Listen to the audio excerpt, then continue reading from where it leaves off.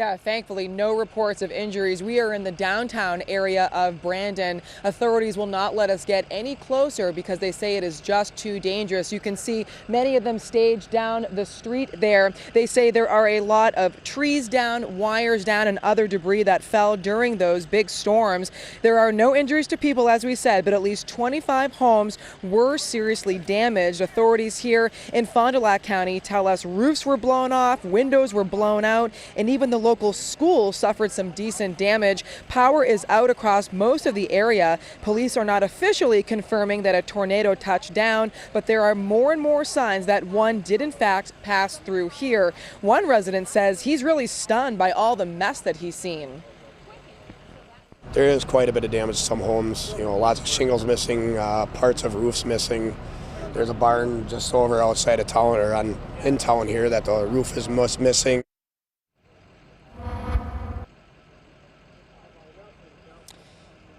Now, it's our understanding that the National Weather Service is on their way up here. They will be surveying the area tomorrow morning. The Red Cross is also on scene here. They will be helping people who had to be evacuated because of the damage. For now, we're live in the village of Brandon tonight. Christina Palladino, WISN 12 News. Thank you, Christina. Mark is in the Weather Center. And Mark, we won't know whether this was indeed a tornado until tomorrow. Yeah, how it works, the National Weather Service sends out a survey team and they go and they take a look at the damage that you see behind me here, and they figure out whether it was a tornado or something known as straight line winds. So this is bigger though than a microburst, so could be downdraft winds, but you can see this is the kind of damage we're talking about here.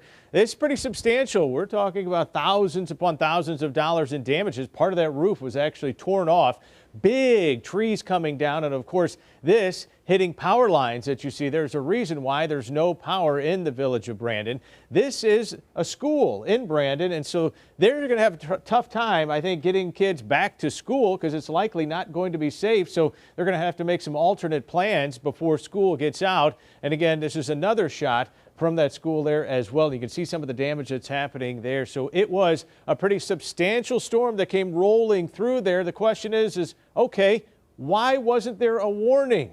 I'll have a lot more on that coming up and let you know what you can expect for the rest of this holiday weekend in just a couple minutes. Thank you, Mark. And 12 News will always alert you on TV and online if there's a watch or warning issued in the area. You can also get alerts on the 12 News app, which you can download for free. A woman is killed and two small children are critically hurt in a crash on Milwaukee's northwest side. The car that hit theirs was stolen. Police just released cell phone video of the suspects getting out of the car. Take a look right before they took off. Get a good look. If you recognize them, you're asked to call police. 12 News' Terry Sater is live at Children's Hospital where the victims are recovering. And Joyce, the children were eventually brought here to Children's Hospital. It was a desperate scene after the crash. Good Samaritans took some of the kids at first to a different hospital, and we're told one of those children didn't have a pulse and was eventually brought back to life. The victim's small Hyundai sedan with 4 kids and 3 adults crushed by the much bigger stolen Audi SUV at Milwaukee's 39th and Hadley. The baby on the ground, I did not see any movement. Camille Mays witnessed the aftermath. I saw a lady on the ground and a baby on the ground, a toddler on the ground. And police say the 46-year-old grandmother dead. Maybe a teen or young man over his mother. His whole side of his face was scraped up with blood. And it was just panic. Milwaukee police say the black luxury SUV was stolen from a Racine car dealership a month ago. The driver blew through a stop sign. Camille says the 2 young men inside ran off after the crash. They were teenagers. They think they're lawless. I think they think it's like Grand Theft Auto. Police say the suspects came back to get things from the car. Camille says, but not to help the victims. They had no remorse. It didn't appear they did. And we're back live, and police say no one in the car wore a seatbelt. The driver had a suspended license, and we don't have an update on the condition of the children here at Children's Hospital. Live in Wauwatosa, Terry Sater, WISN 12 News. Thank you, Terry. And here is another look at one of the suspects. Police want you to get a good look at him. If you recognize him, you are asked to call police.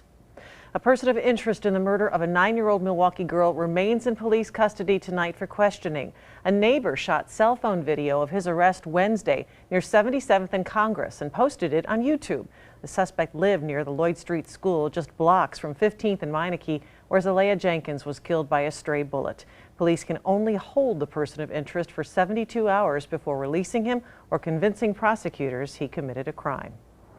Investigators are trying to identify a body found in a garbage fire. It was in an alley near 64th and Appleton around 5 this morning. The body is so badly burned, police can't even tell if it's a man or a woman.